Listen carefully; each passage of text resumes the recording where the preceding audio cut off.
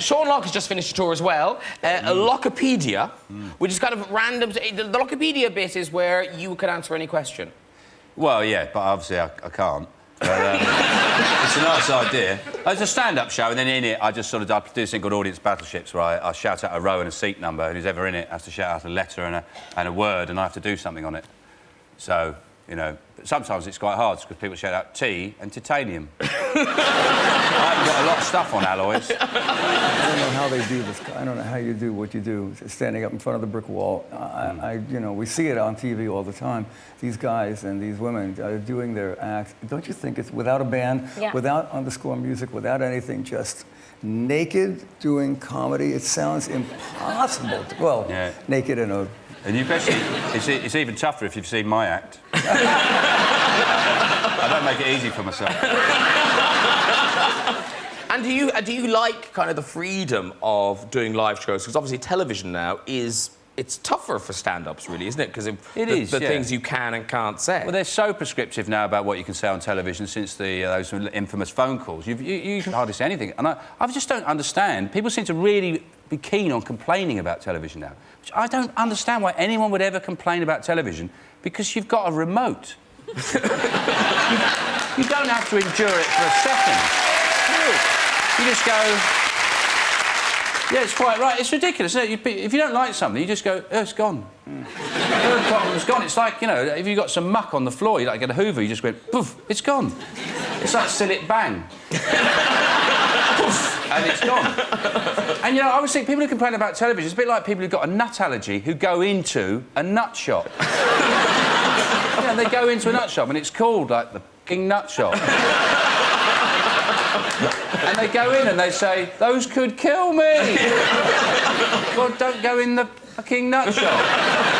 I don't get it. I just think, well, if you don't like something, just move on. But you have a very good idea for harnessing complaints. Well, I think, yeah, particularly the BBC, they should make their complaints line a premium rate number. Then you could just make outrageous television all the time. It'd be fantastic. You know, they could just get rid of the licence fee, fund the BBC straight from just really outrageous programming. You know, like the Ready Steady Cook bag, you open it, there's a kitten and some bleach. And then you're away. People are going, I can't believe this! They want to see it. It's great television.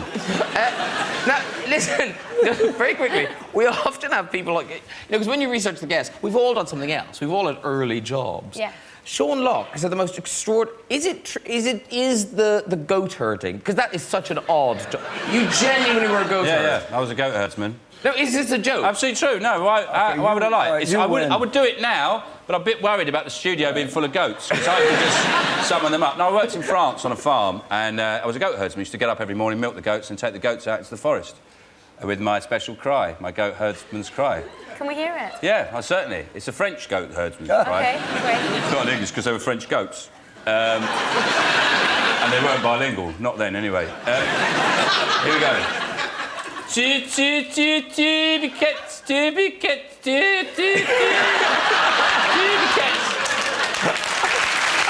good. I know. You should put that to music.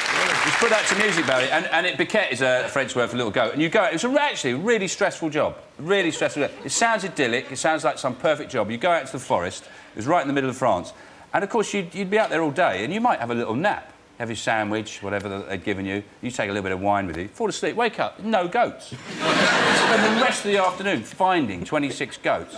It was probably more stressful than being a commodities broker in the city. I used to come back to the farm, like, just at dusk with all the goats going, oh, thank God for that.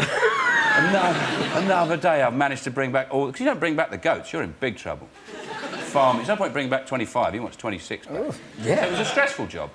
I wouldn't call it a happy time. No. It doesn't sound very happy. This is about 25 years ago. Yeah. Wow. Yeah, I was... You win. Yeah, you win. Yeah. We've all done crazy jobs, but you win. I've got others, but... Listen, I've noticed a lot of comedians, when they finish a tour, what they'll do is they'll film it and sell it as a DVD, particularly near a festival that's centred around gift giving. Yeah. Have you thought of doing that? Yes, I've selected the primary gifting period to release my DVD of the show, of Hent's show. So I filmed that at the Hammersmith Apollo back All in right, October. let's have a quick look at a clip. And also, apparently, stuff you say to kids when they're little, right? Apparently, it affects them when they're older. I know, sounds mad, doesn't it? You say something to them when they're little, when they're older, they go, oh, I need some crack. You know? I don't know who came up with that crackpot idea. Like, rains on Wednesday, don't get wet till Friday. Bonkers, isn't it? You know? There's all kinds of theories about bringing up kids. Apparently, right, you're not supposed to shout at children.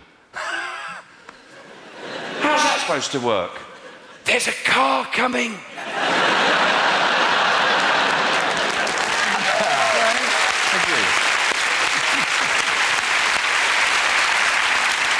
It is time now to meet our next guest. And hang on, what's that up there? Can anyone else see that? It looks like some sort of, I don't know, strange, unidentified flying object.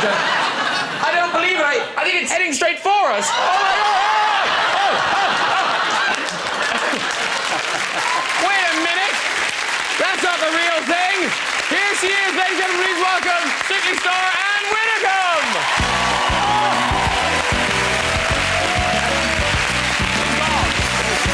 Hello, my dear. Cannot stop the dancing. Cannot stop dancing. And Barry. Hi. Barry, there you go. Oh, how are you? I'm fine. That did a rather better job of it than I did, actually. We're very fast. Yes, much faster But now than I listen, congratulations. Thank you. 10 out of possible 12 weeks. Yep. In fairness, against the odds. Well, yeah. You and the public disagree. No, exactly. People voted for you. People kept you in there. But when they announced your name last weekend, was it a relief at all? No, I think we'd wanted one more week. I don't think we ever expected to get into the finals themselves.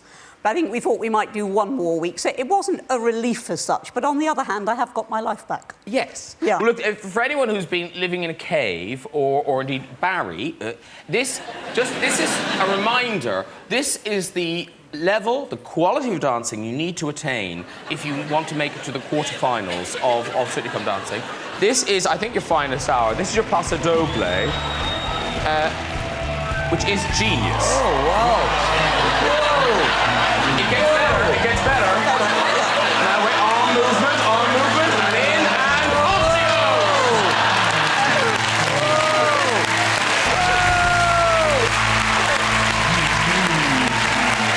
No wonder you spent 10 weeks. It is genius, but I mean that because I was talking to like a personal trainer, and he was saying that looks like it should have really damaged you because he's just hauling you around by the arms. There was a much more difficult one than that, which was when I was dressed up like Big Bird in Blackpool. I did love that. Yes, thank you. The yellow tights were genius. I had to drop straight down from Anton's hold straight down onto the floor. Is that the drop? That's the drop. Yeah. Well, that's not the drop. No, the drop immediately preceded that. Oh, right, that's when he's picking you back up again? No, that's when he's swinging me. Oh, okay. I mean, hats off to you, Anne. Hats off to you. Is it true that, despite all the intensive training, that you didn't lose any weight at all? True. I think Anton Dubek lost all the weight.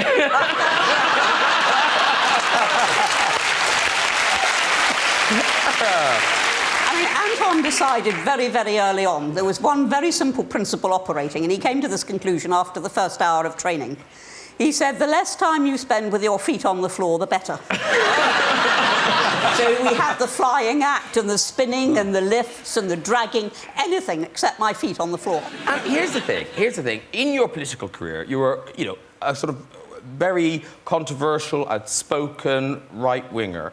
So now... And in my dancing career, I'm a very controversial, outspoken... Left-footer. Yeah. two left. But is it nice now to walk down the street and have people like you?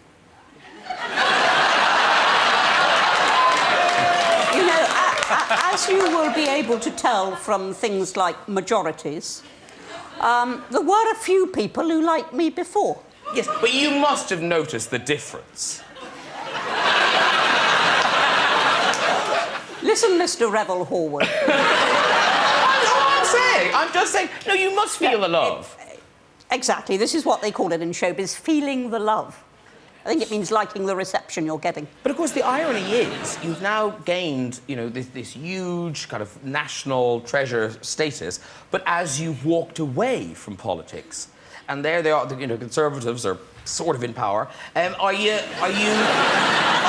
do you regret walking away when you did? No, absolutely not. I got the point of retirement right. I was asked in 2007 if I wanted to run again, and that would have meant 3 years of that Parliament, 5 years of the next Parliament. 8 years was too long, and I knew I had it right.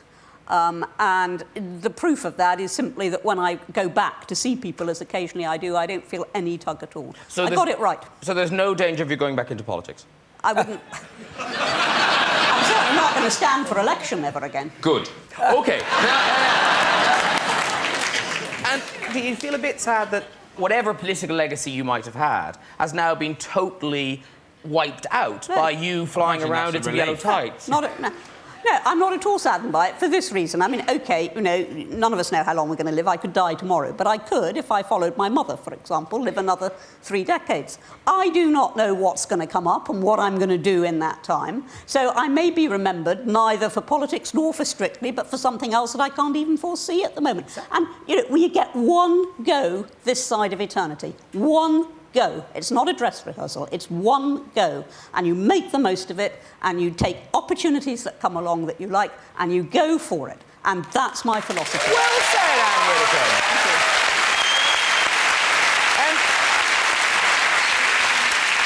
It's been lovely to meet you all and to talk to you all tonight, but time now for some music, and we're